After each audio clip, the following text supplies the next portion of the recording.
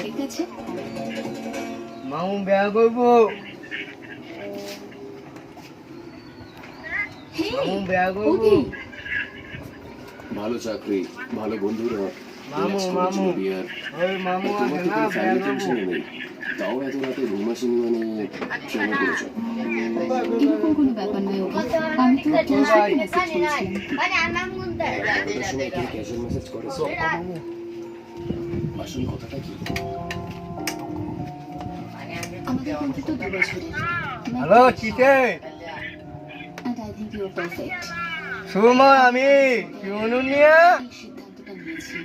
শুনুনিয়া হ্যাঁ আমি এই যে এই যে এই যে এই যে এই যে এই যে